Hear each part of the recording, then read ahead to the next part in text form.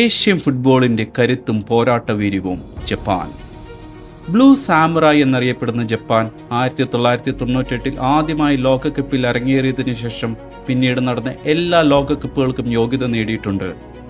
Pre ക്വാർട്ടറിനപ്പുറത്തേക്ക് പോകാൻ കഴിഞ്ഞില്ലെങ്കിലും പങ്കെടുത്ത ലോകകപ്പുകളിൽ പല വമ്പന്മാരെയും വീഴ്ത്തിയ ചരിത്രമാണ് ജപ്പാനുള്ളത്. 2022 ലോകകപ്പിൽ മുൻ ചാമ്പ്യന്മാരായിരുന്ന സ്പെയിനെയും ജർമ്മനിയെയും തകർത്തെറിഞ്ഞ് ഗ്രൂപ്പ് ചാമ്പ്യന്മാരായാണ് ജപ്പാൻ പ്രീ ക്വാർട്ടറിലേക്ക് കുതിച്ചത്. നിലവിൽ ഫിഫ റാങ്കിങ്ങിൽ 18ാം സ്ഥാനത്തുള്ള ജപ്പാൻ 2026 ലോകകപ്പിൽ കരുത്തരായ നെതർലാൻഡ്സ്, സ്വീഡൻ, ടുണീഷ്യ എന്നിവർക്കെതിരെ ഗ്രൂപ്പ് എഫിലാണ് പോരാടാൻ ഇറങ്ങുന്നത്.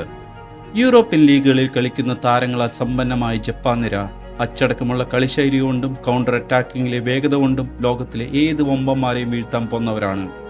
2026 കരുത്തരുടെ പേടി സ്വപ്നമായ ജപ്പാൻ കൂടുതൽ ദൂരത്തേക്ക് മുന്നേറുമോ? കാത്തിരിക്കാം.